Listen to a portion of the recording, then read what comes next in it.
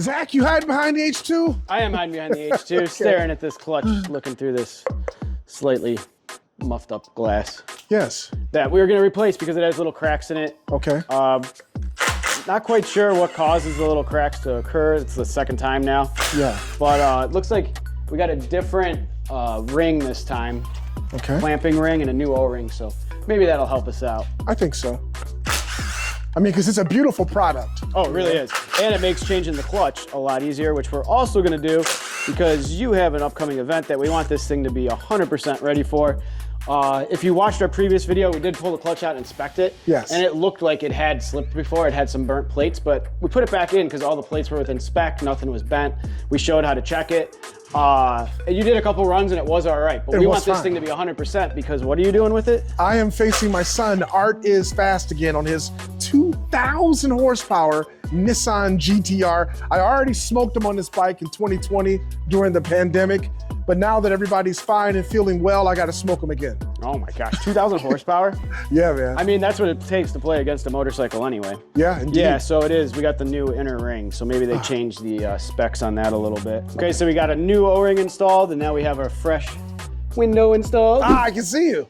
No cracks around the edges. I mean, yes, it did have cracks, and it's not visually pleasing, but it never did leak oil. Yes. And you could see it's right at the ring, and I followed the instructions last time. I mean, it comes with instructions, and we got a new ring this time not to tighten those screws over 4 Newton meters.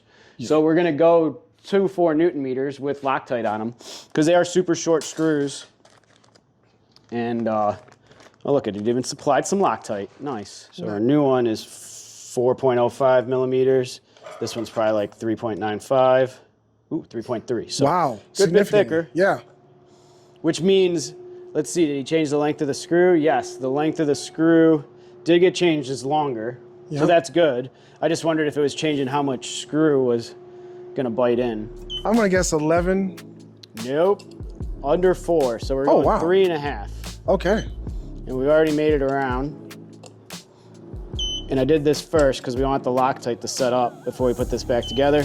So now we can just put this off the side and let it cure, and it'll be ready for install. Yeah, real nice stuff. I mean, so you can see, you get, for this setup to work, you have to get this whole clutch cover made by ExtremeCreations. ExtremeCreations. Yeah. I can never get it right. Ben Shaw. Yeah. So check them out. They have a website. Yep. This is a great setup if you have an H2. Yeah. I really like it. We put it on our build bike when we built one. I do remember that. And you've run it on yours for a long time. A long time, yeah. I think a couple other people have it, no issues with them whatsoever, except that it's way easier to change a clutch. Always want to release these evenly so that it doesn't bind. And these have the super strong springs behind it, so we got to watch out. All right, we did pretty good. Yeah, those springs are about 2 times as long as a stock Kawasaki spring. Yeah. I think those are supplied courtesy of Brock's. We showed before. If we get a couple of picks in here, we can get our clutch plates out. And you can see this plate's like half the size of the other one. I think we talked about it last time because of the judder spring. So we have to get that assembly out. Our clutch linings are what's out now. You call this the clutch linings. Okay. Which consists of the fiber and steel plates. This is a fiber plate. This is a steel plate. It shouldn't be that color. That means it got hot and slipped one time. I guess we didn't show how to check these last time. So I actually got the service manual up. We got this service manual when we did the H2 bike build series, and I believe we got it right from Kawasaki because you can put your VIN number in and download it, and I was just able to save it on my computer. So it's always nice to have the factory information.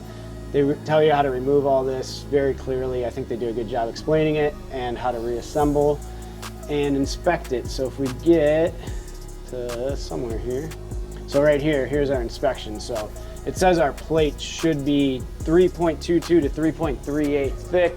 So we just use our digital calipers again, and we just simply measure between the fibers, and we're at 3.24, which is right over 3.22. So, but it says the minimum, the service limit's 2.9. So we're well over that.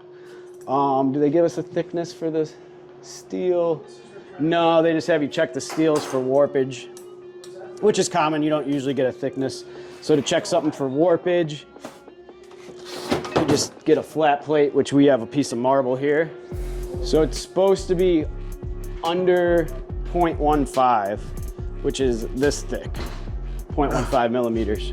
So as long as this is sitting on something flat and I can't fit this underneath it,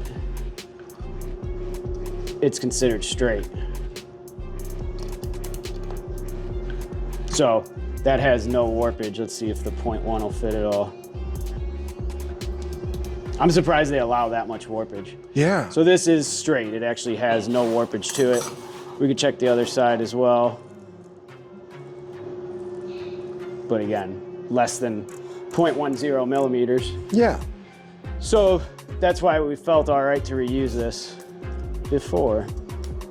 But that's how you can inspect clutch plates.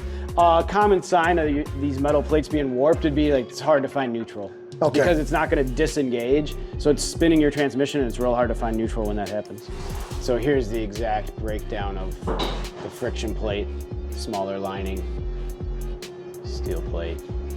Each of these letters corresponds to what size plate you're using. So if we look at smaller lining is E, so there's an E in the front two and an E in the back. And you can, there's your difference, E and F, one's thicker, one's thinner. So we got a new judder spring. Judder spring inspection's the same, they'll have you check this for warpage. And if you change all your clutch components, it's still good and your clutch still slips, then you change the springs. Okay. I would just change the springs pretty much every time. With these extra heavy duty ones, it's not needed. Yep. We can probably go 2 clutch changes without changing the springs. But first thing we're gonna put in is our judder spring setup.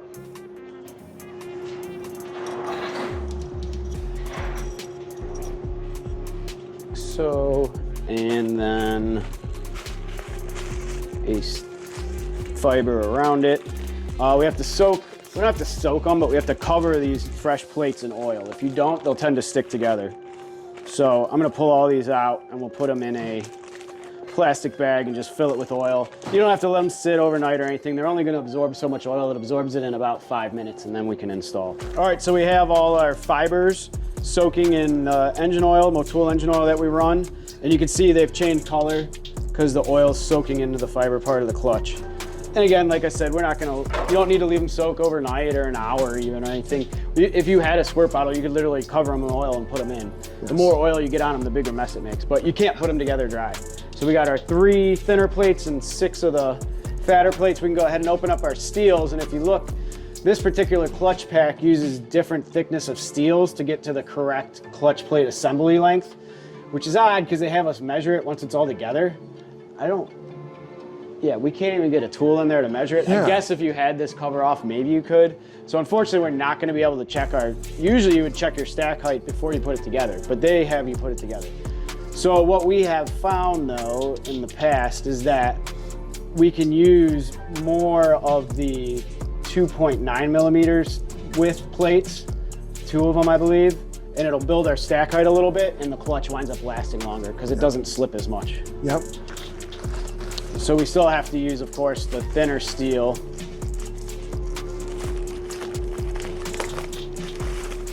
And then, because this goes on by the pressure plate. And these don't have to get soaked. These, though, I would recommend cleaning off with brake cleaner because if you feel that, you'd feel it's a little bit sticky. There's like a shipping oil on it. Yeah. So just some brake cleaner and a rag will get that off. Okay. And then we have 2.6. These are 2.6 millimeter ones. If I pull one of these guys out of here.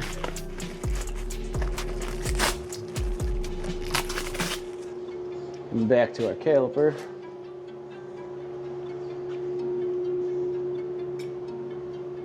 This should be 2.6.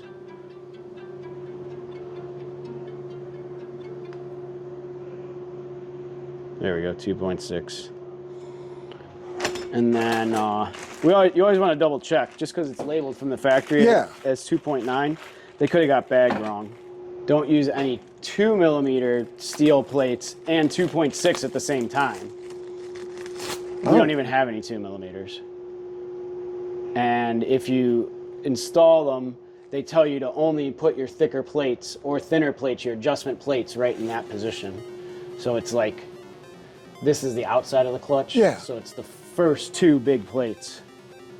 So this one should be 2.9. Yeah, you can see it's a lot thicker even just visually. So just because not everyone always knows, I just kind of wind up talking fast sometimes. Yeah. Like this is what I meant by the color change of our clutch. So this is a new steel plate. See how it's nice and shiny? Yes. See how we have dark colors and a dark bluish color here? Yes. That's from heat, and this is the same side of, this is the new one. This is obviously the used one. Yeah. This is the back side of a used one. This is mainly stained from oil. This doesn't look too bad. And this doesn't have as much bluing, but this was definitely a hot spot where something slipped. Oh yeah. So just wanted to show you guys the exact difference here. Why we could look at that and be like, yeah, it slipped before. That's what you're looking for if you think you have a clutch slipping issue. And generally a clutch slipping issue shows up is you're in a higher gear, like 5th gear, maybe a little lower RPM, like 6,000 RPM on a modern day leader bike, and you apply the throttle hard all the way, and your RPMs move up, but your speed isn't moving up. Yes. You hear your engine rev, but you're not going any faster. That's the most clear-cut sign of you have a clutch issue. All right, so I got the steels all separated. We have the thinner one, which is gonna go on the front of the clutch. And then we have our 2.9 millimeter ones, which go right in the back two positions as their letter G. And then we have our 2.6, which is all the steels. And I think what I was talking about before with using the different thickness steels, I think that took us back to your original H2, the 2015. Yes. That they actually came with some 2.3 millimeter steels in there. Yeah. And we switched them to 2.6. As the models progressed, they found out that was a weak spot and they just put the 2.6s in. Perfect. So it's listed as all 2.6s. I wish we could measure that finished plate height, but we'll check it next time. So first we can put in our thinner fiber. Nice and covered in oil. Yeah, I see that. I've never seen anywhere, so you can probably clearly see that the edge of this is kind of round and not sharp. And this edge is very 90 degrees and sharp. I've never seen in a book that says which way to put this. Okay. I always put it with the sharp edge out. I don't know if that's correct or not. Technically, I don't think it really even matters, but I do like to put them all the same way, and I put it sharp edge out. Yeah. Let me know if you've seen in a book somewhere that says something different. I'd be curious. And then just regular size fibers and steels, you just mix. It just goes fiber steel for the whole length of the clutch. So I guess we did forget to mention, you were asking me off camera, what brand of clutch plates I were using. Well, you ordered them, so obviously you know. Yes. We're just using the factory Kawasaki clutch plates. For the most part, I like OEM brake pads and OEM clutch parts. Until you get, even though this is highly modified, these parts still hold and clamp the best. I like the fiber that they use. There are lots of other brands out there, EBC, Hinson for dirt bikes and stuff. I don't know that Hinson does any street bike stuff.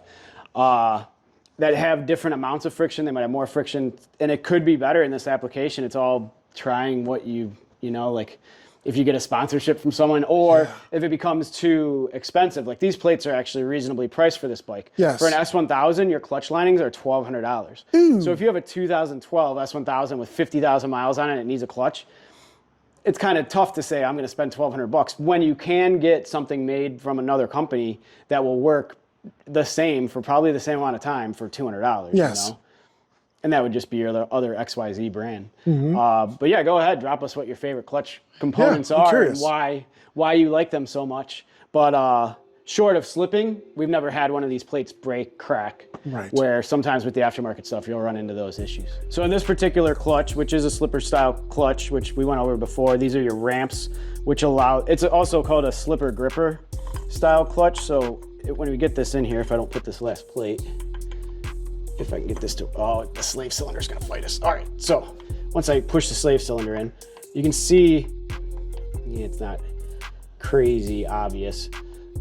I was hoping it was gonna be more obvious. But as this releases, when this spins forward, this gap is getting bigger. So see, as I spin this, that gap's getting bigger? Yes.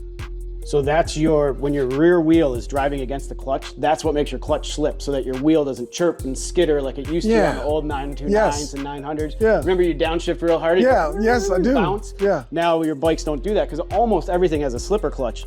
And the other benefit of this is because this is a ramp cut design, when it spins this way, as I spun it, it actually grips.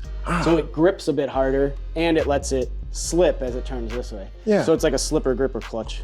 And in this particular one, we got this small plate. This has to go on this side along with this steel plate. And then this last fiber, they have you put in the slot next to where all the other fibers went.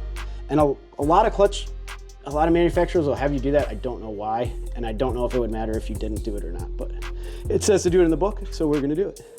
This green plate is aftermarket as well. Your bike won't, most bikes wouldn't have this. And another spot of wear to look at would be the back of this last pressure plate. It looked fine, but sometimes that will wear as well. So now we gotta fight the springs and get the bolts started. And then we want to tighten these down evenly. You don't want to just keep cranking on this one because it'll wind up at such an angle you'll actually either rip the threads out of the top too or crack this plate that's behind here. So once we get them seated, you should feel the bolt just seat. That's when we'll come through with our torque wrench. And I think it's a super light torque. It's usually 10 Newton meters. I'd be surprised if this is any different. 10 Newton meters. Yep. Awesome. All right, clutch is reassembled and ready to transfer all the power to the rear wheel. Beautiful. And then we got one more thing we're gonna do. We're gonna change the rear sprocket. Yes. Because currently you are running a 41 tube, 41, I believe. yep. So it's kind of on the smaller side, which will give you a higher top speed. A little less torque should make it easier for you to launch. It might not be quicker, but easier. It's less tendency to wheelie. Yeah. We're actually gonna up it to 43, so a little more tendency to wheelie, but it'll be a little easier on your clutch and the engine. Because right now, the engine's working hard to drive that 41 tooth sprocket. So with the 43, it'll work just that little bit less hard. Hopefully we can get some better life out of the clutch. Okay. Woo.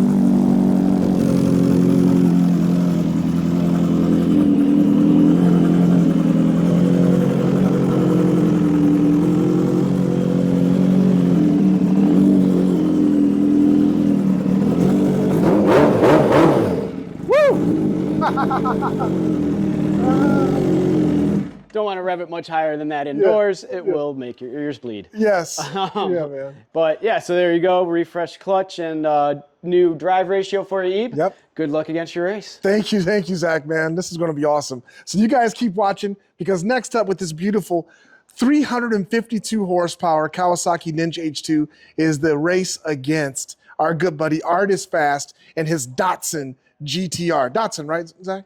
I think it's Nissan. Oh, it's a Nissan? Okay. Yeah, well, you may have just been saying it funny. Okay. So keep watching, guys, and stay tuned for that epic race. Thanks for viewing.